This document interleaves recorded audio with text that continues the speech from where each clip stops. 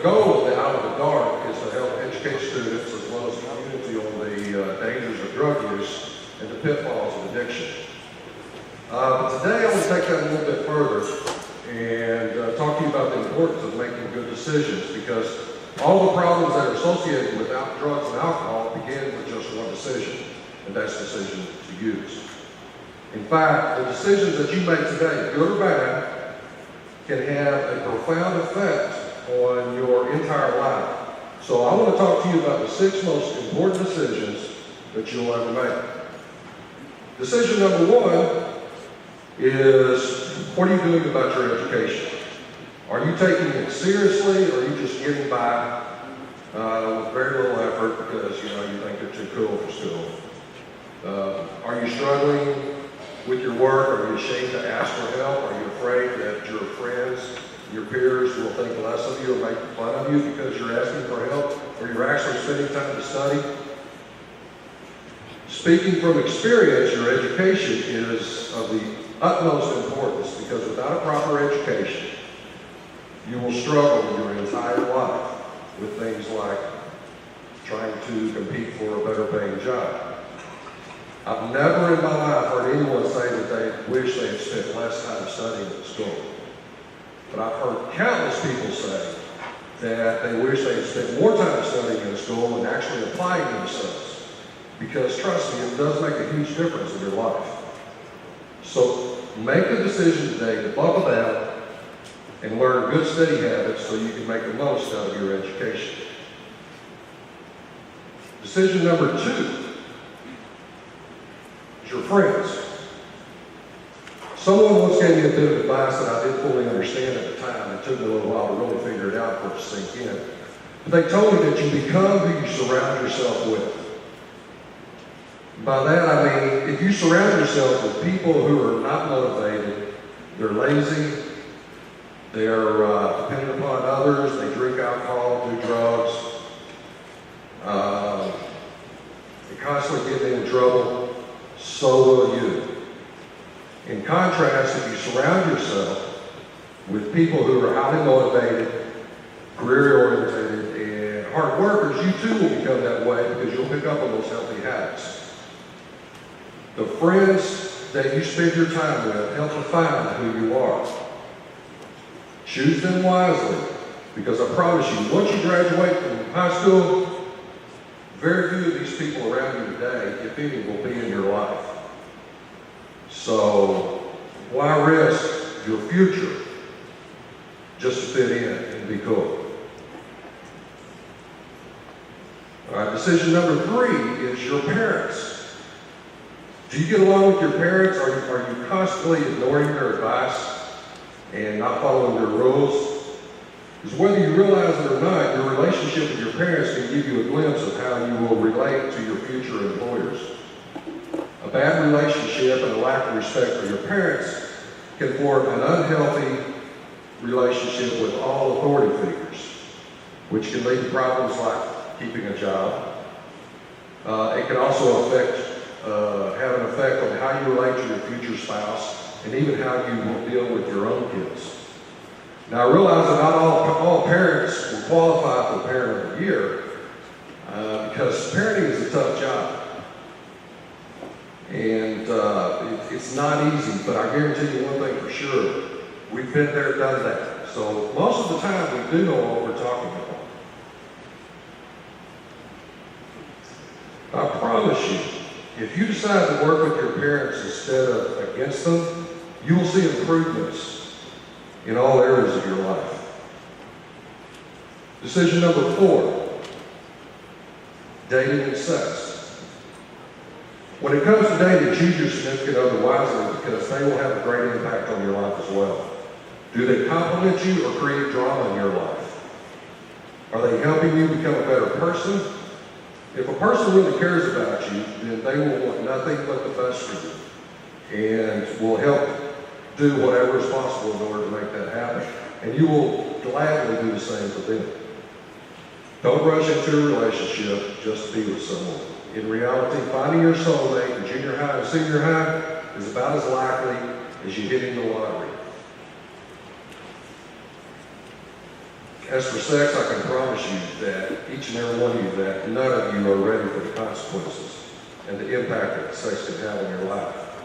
Every year, more than 10 million people between the ages of 15 and 24 will contract a sexually transmitted disease. Break it down even farther, 1 in 4 teenagers will contract an STD. And aside from the many diseases that are out there, and trust me, they are out there, having a baby will drastically change your life forever. A baby is a lifetime commitment that cannot be taken lightly. Nearly 4 out of 10 girls will get pregnant by the time they're 20. More than 50% of teen mothers will drop out of high school, and less than 2% will go on to obtain a college degree by the time they're 30 years old. And 80% of teen fathers will never marry the mother of their child. So girls, are you really ready for that? Decision number 5. What will you do about smoking, drinking, drugs, cigarettes?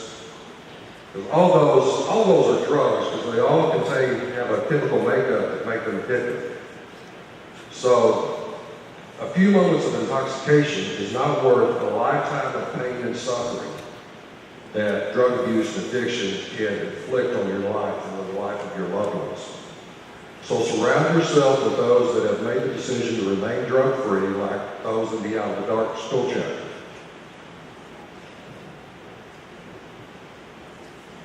Which they will help you make the right choices when somebody offers you drugs. Because I guarantee you, drugs don't care about you, and neither does anybody that offers them to you.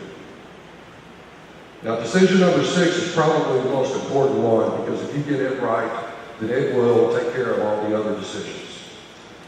But decision number 6 is self-worth. Will you make the decision to like yourself? Each and every one of you are special, and there is no one on this earth exactly like you. So often we place a value on our self-worth based on other people's opinions, on what our peers think is cool, pretty, handsome, whatever. Now, we all have insecurities, but just because you're insecure about something like maybe your hair, your weight, your height, or whatever it is, doesn't mean you have no self-worth. Make the choice to appreciate who you are and the role you play in life, because your value is the product of your thoughts, not anyone else's. So do not miscalculate your self-worth by multiplying your insecurities. None of you have any clue what kind of contribution you'll make to society in another 5, 10, 15 years. And like I told you earlier, 99% of the people that are sitting around you today will not be in your lives after you graduate. So why place any value in the negative thoughts that they may have of you?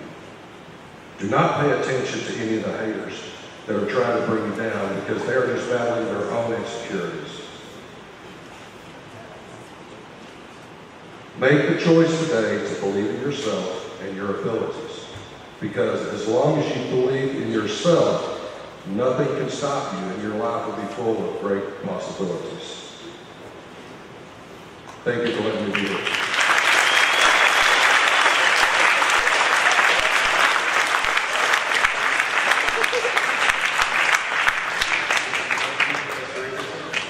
I'm Spencer Sandy, and I'm the Vice President of Out of the Dark.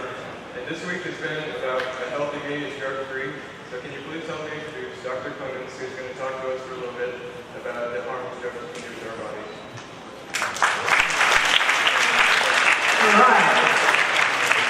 How you guys doing today, huh? I got some healthy brains for you, so if y'all give me some good answers and listen to me today.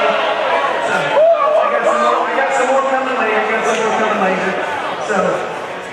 So hey, this week's going to class, huh? Maybe a little bit. So let me ask you a question. Why do you go to school to start with? What's the reason that you go to school? To learn. Why do you need to learn? For your future. What's it going to do for your future? Get a lot of money. Give you money. Okay, so that's a pretty close answer. So would you agree with this, that the reason you go to school is to be successful? Okay. What part of your body would you say that you need the most to do well in school? It's probably a giveaway since I threw out the brain. So I'm starting off with easy ones. Yeah. So your brain. So what does your brain actually do? If I asked you that question, what would you say? Yeah. Most people say, oh yeah, it controls how you think, your intelligence, and that's true. And you may say, duh, I mean that's a stupid question. But did you know that in the 1800s, they didn't even know that. They thought that all the brain did was move your arms and legs. They thought it was actually your heart that did the thinking.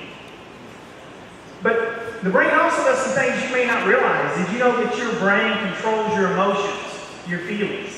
You know, if you're mad, you're sad, you're happy. Here again, a lot of times we think feelings come from our heart, but they actually come from our brain. Your brain also controls how you act, your personality. We study people that have brain injuries, and we find out that many times their personalities change. And a lot of times they will report problems controlling their emotions, and problems in how they think and how their intelligence. So the question I want to ask you guys today is, what kind of effect do you think that drugs are going to have on your brain?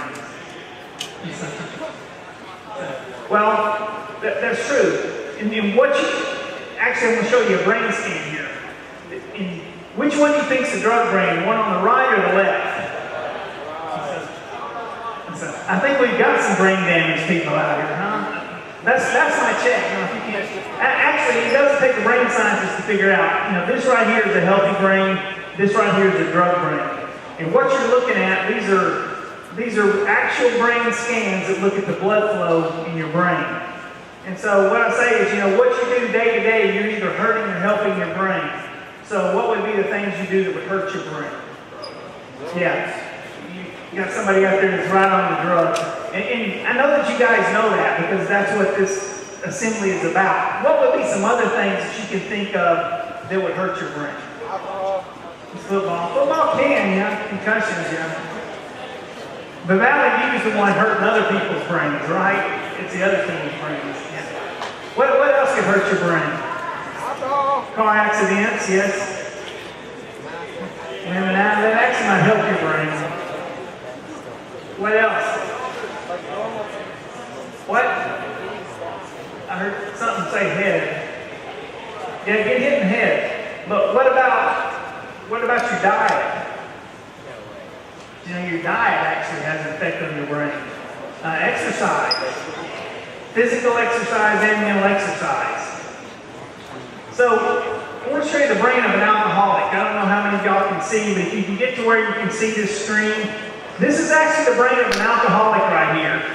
And you can see it looks pretty bad. This is the brain of somebody that was addicted to meth. And I mean, when you look at this brain, this brain literally looks like crap. There's less than half of this brain working right. So here's my question to you.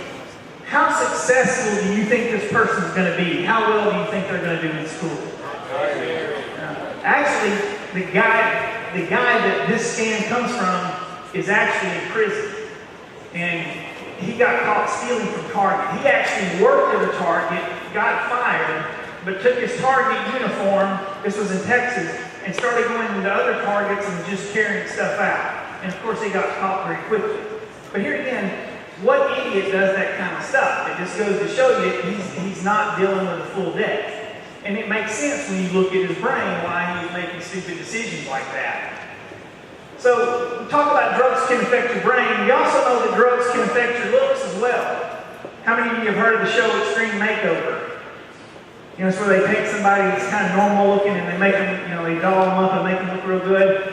Drugs can do that, but they actually do the opposite. They take somebody who looks pretty normal and then makes you look worse. And we know that drugs can particularly affect your face. This is somebody that's been on meth, and this is what they get sores on their face.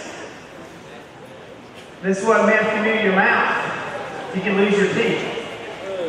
Now, I used because they are pretty graphic.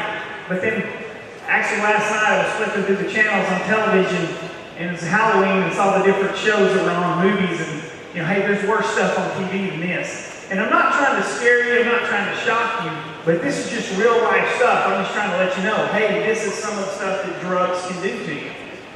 The one good thing about this, sometimes you can get a discount at the dentist because you've only got 5 teeth to work on. So, this is a billboard up in Montana. It's the Montana Meth Project. And it says, picking for bugs under your skin isn't normal, but on meth it is. And one of the things you'll see with meth, people ask, why do people get sores? What's called crystal meth. And one of the things you see is that it crystallizes under your skin. And so people that use it will say, man, they feel like there's just like a flea. They have fleas. And just this intense itch that they just have to pick at until they finally dig that crystal out. And what happens is it makes a big sore, and a lot of times these are going to get infected. And while the infection may clear up, many times you're going to have a scar for life.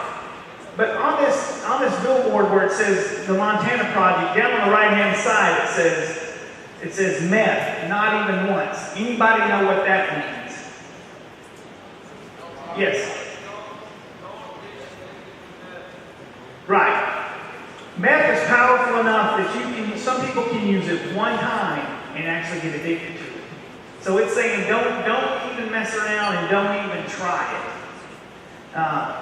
We also know that drugs can affect your liver. This is somebody with an alcoholic that has a cirrhotic liver, and they have ascites, which is fluid builds up around the liver.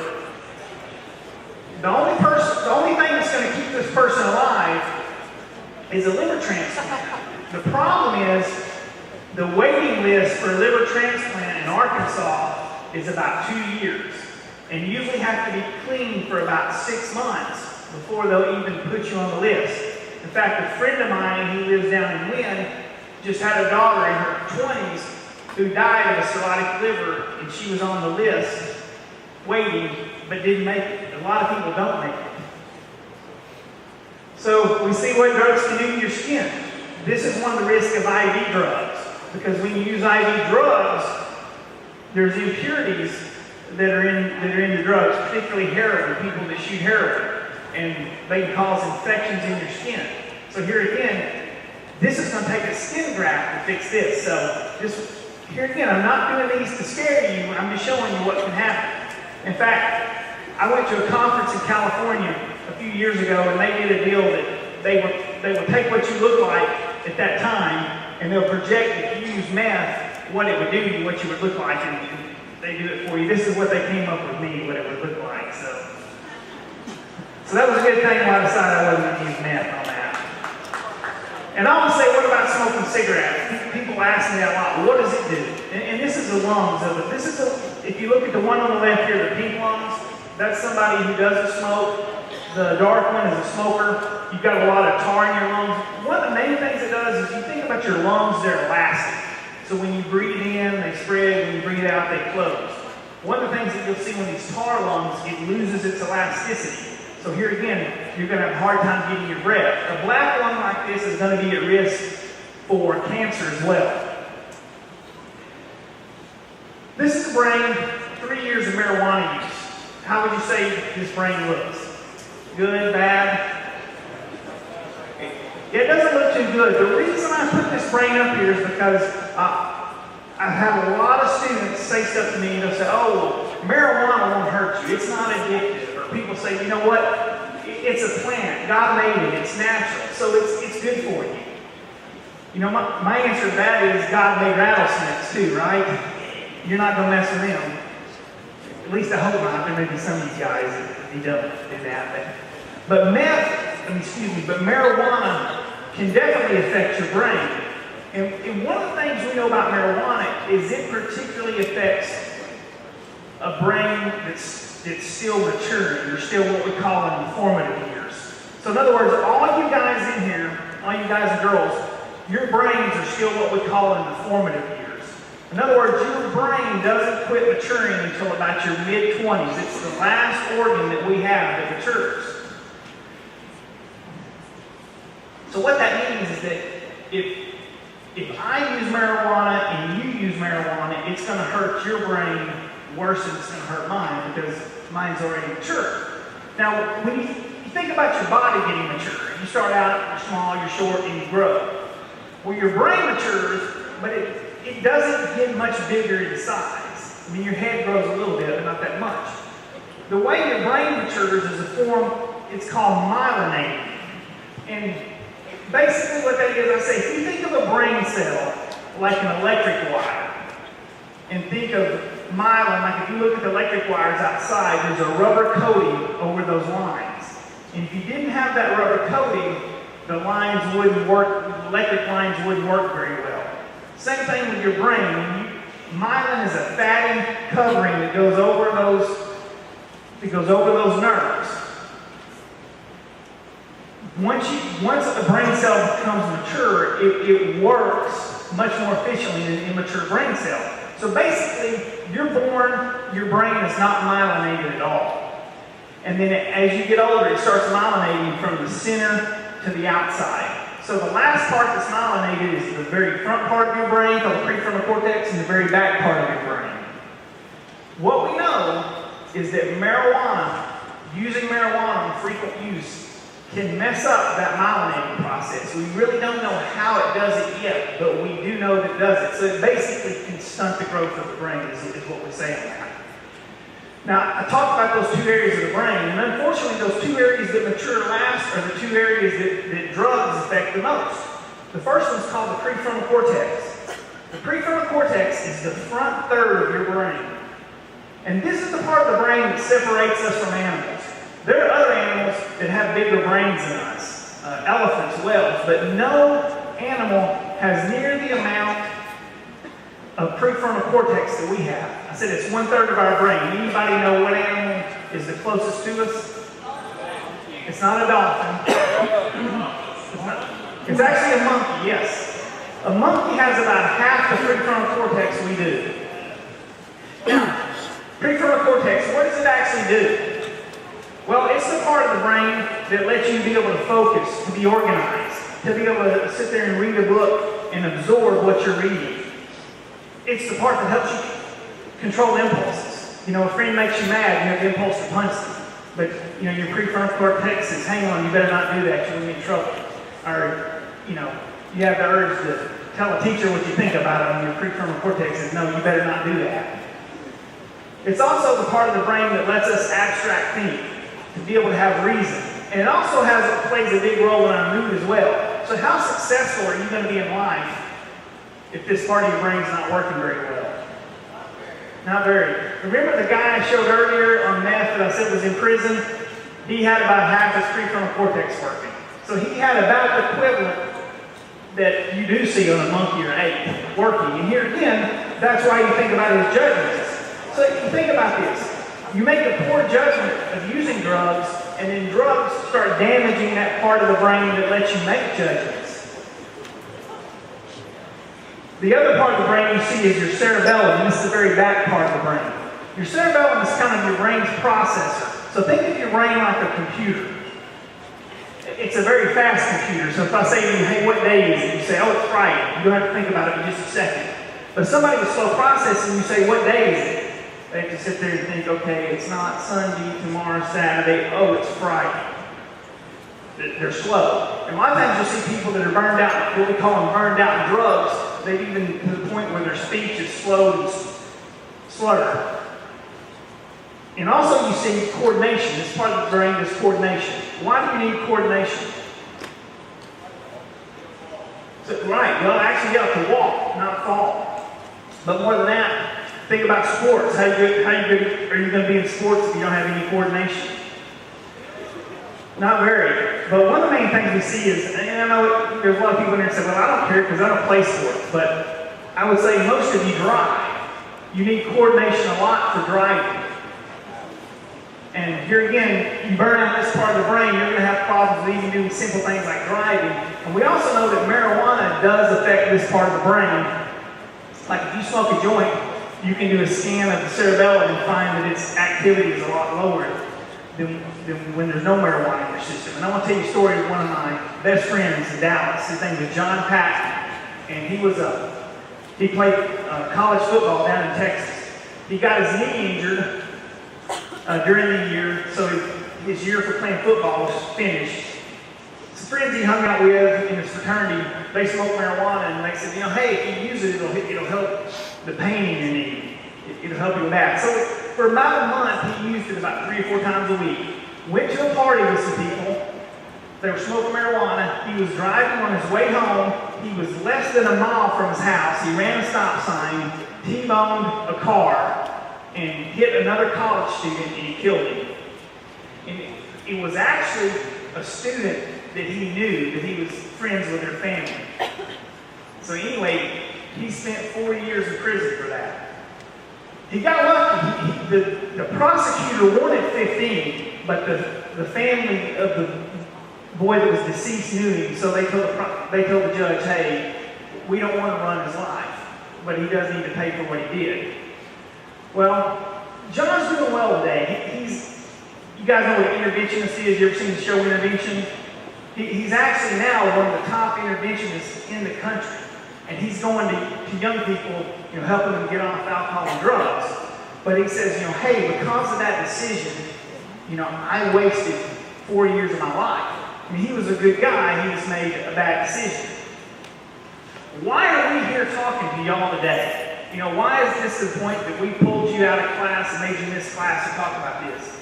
It's actually because Arkansas has a serious problem. Arkansas is number 1 in the United States in teen prescription narcotic abuse. So, there's some things I wish Arkansas was number 1 in, but this is one area where I wish Arkansas was number 50 in. And we're seeing this not just in high school, it's even starting as early as 6th grade. So we're seeing 6th graders who use prescription drugs and alcohol and cigarettes. Now, what I say on prescription drugs is I say never take anything unless it is specifically been prescribed to you by your doctor. And especially don't take anything that somebody offers you no matter what they say it's for. Or don't even take your parents' meds. You may see them take it and say, hey, that's not going to hurt me, but your body is different than them.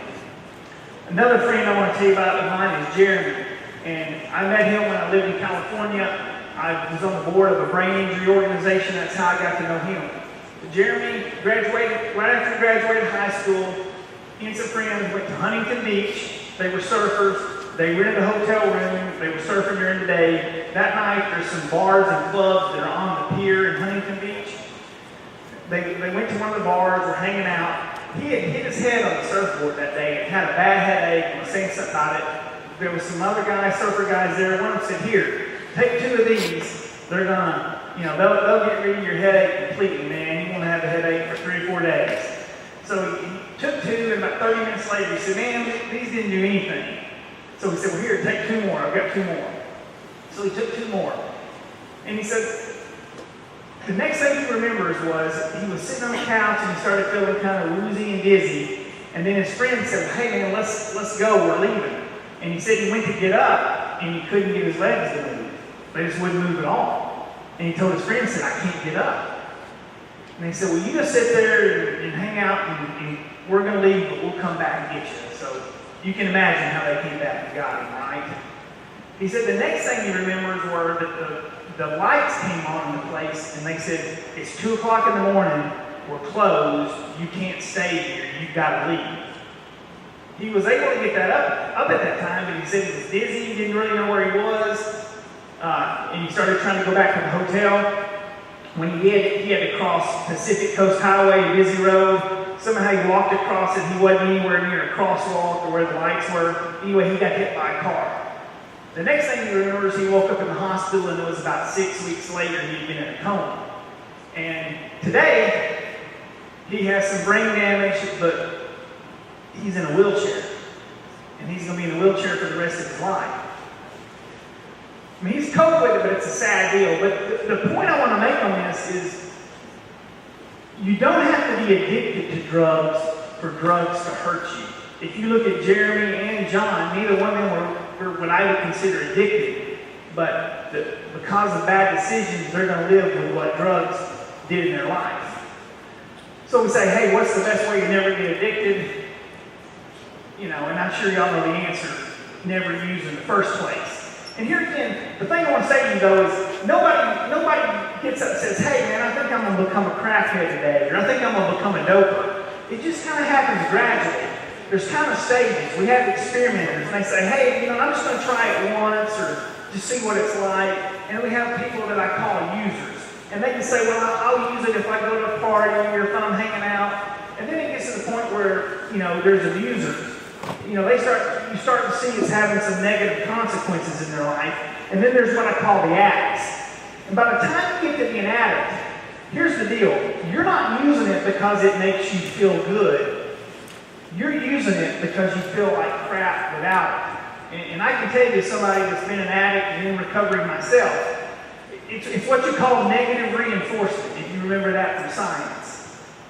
Here again, you talk to somebody that smokes marijuana every day, and they'll say, man, I get up and if I don't have it, I start feeling sweaty, shaky. Same thing with an alcoholic. They say, I've got to have a drink just to try to feel normal because I feel bad without it. That's where it's got you hooked.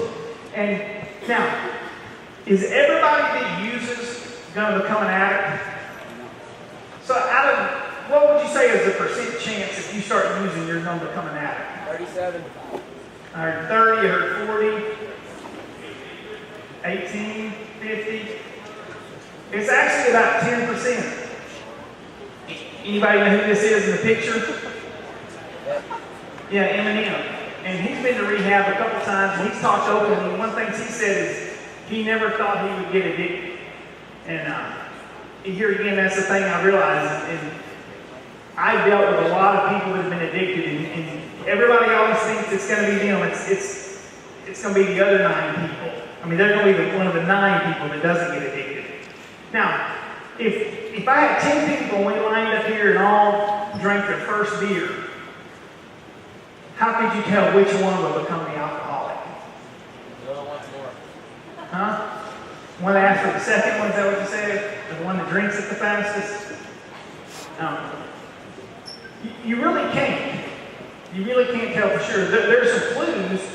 Somebody that has, if you have people that are alcoholics or that are addicted to drugs in your family, then you're probably at a higher risk. But you really can't tell. And that's the most dangerous thing about it. And everybody thinks that it's going to be somebody else.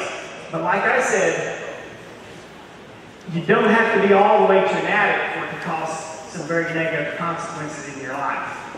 And that's the thing about drugs. And I think this slide just shows that drugs can affect everybody. They don't play favorites. If you're rich or poor, if you're white or black, if you're dumb, or smart, if you're an A student or a dropout, you're going to see addicts all across the board. So I wish I had somebody that would come and told me this stuff when I was in school. And I think really this question's up to you guys. You're going to have to decide which brain you want and what your goals are in life. And then go do those behaviors that lead you towards having a healthy brain. So, I really thank Ms. Semino and or Semino, they say, for having us out here today and for sponsoring the Out of the Dark chapters. And I hope that you guys will think about it and join one. And the Out of the Dark students, they take a pledge that they're going to remain drug-free. And one thing too is I hope that if you join the group and you take that pledge, that you take it seriously and you live by that. But I will tell you this, and like I said, as a doctor, I worked in addiction medicine and I saw thousands of people addicted. I never had not one that came to me and said, man, I'm glad I started using it. In fact, they said the opposite. They said, man, if I just never touched this stuff, it would save me a lot of heartache and a lot of pain. And here again, I just, if there's anything, I hope you'll remember that today. Thanks a lot for letting us come.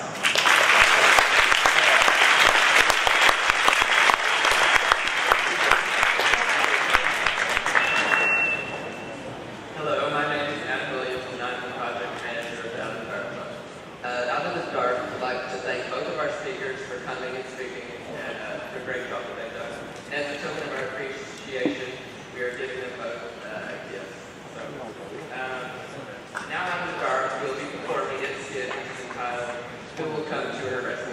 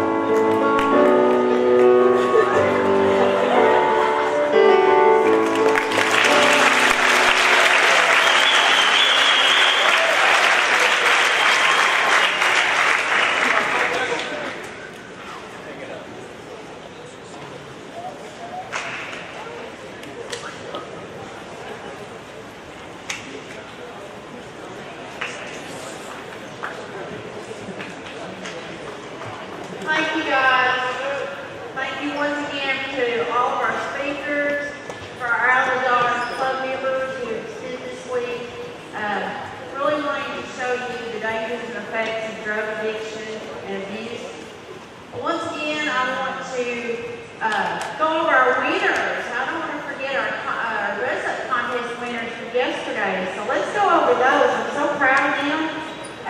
Our winners for yesterday were Rachel Darko. Y'all can stand up. Rachel, Madeline Preston, Dixon Marshall, Elizabeth Clark, Kenna Aldridge. I hope I say this right. Luke Gibb, Matt Cortez, Jerry Langston, and Adam Parker. Next week I'm going to get with you. You have to come see me, Miss Sabino, and we're going to be having a pizza party, okay? So we'll get together. We're going to be having pizza next week. So at this time, I'm going to turn it over to Mr. Popejoy.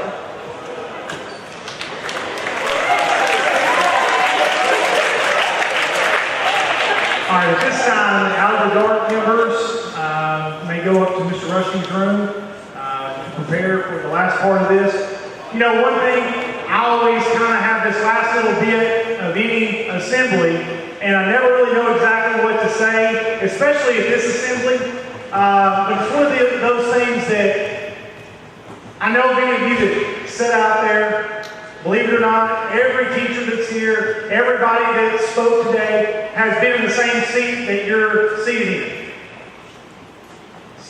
Everybody can remember back, maybe you were an athlete, maybe you were an athlete, maybe you were one of the nerds or something like that, okay? All right, maybe you were an outcast, maybe you were rejected, maybe any of those labels that were just placed on him.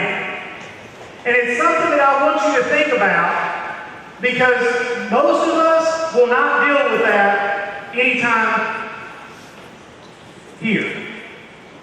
Some of you are seniors, juniors, sophomores. Most of the time, we may not see the effects of any decisions that you make immediately. Luckily, in the 4 years that I've been here at Valley View, I have not had to deal with many losses of students. We did deal with that last year, once. That's something as a principal, I never want to deal with. And whenever you leave here, whenever you're able to go out, whenever you graduate, walk across the stage, for some of you that will be May 10th, for some of you, it would be upcoming Mays. The last thing I want to do is read your name in the paper with a premature death, someone incarcerated because of poor decisions. The last thing I want to do is to look back and go, you know, that doesn't surprise me. Because for some students, that may be the case. And I don't want you to be that student. I also don't want you to be the young adult or the adult that I look at and go, man, I would never have seen that coming. We all put on facades whenever we come to school. Everybody has problems, whether you know it or not. Some, like me, lose your hair early. Okay? That was one of the biggest deals that I got to work with whenever I was 16, started losing my hair. Well, that was fun, okay? But what I want you to understand, okay, is everybody deals with something, whether it's minute or whether it's large. And activities like this, whenever these speakers speak, I know you think that'll never happen to me. I'll never make that decision, or maybe I've already made that decision, but I won't make that decision again. Nothing I say right now is going to change that.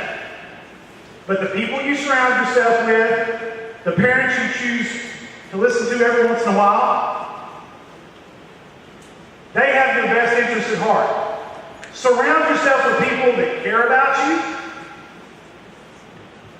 and hopefully you will not be one of those statistics, one of those people that we may see your brain over here use, okay? Or you may not be one of those people that face problems that you could have avoided if you made different decisions. It's kind of like I used an analogy earlier today in talking with a student. Once you start rolling down a hill, is it easy to stop? Do you know you're starting to slip? You don't normally notice that until you're already rolling, and then it's really hard to stop. Think about that, make good decisions, and I want to hear about the good things that's happening in 10 years, 20 years, whenever you may be my doctor. That's a scary thought, okay? Or you may, hopefully I'll never have to use you for a lawyer issue, okay? Or whatever it may be that your course of path may be in life. I want to see you out and go, I'm proud that I was able to have but a very, very, very minute, small part in your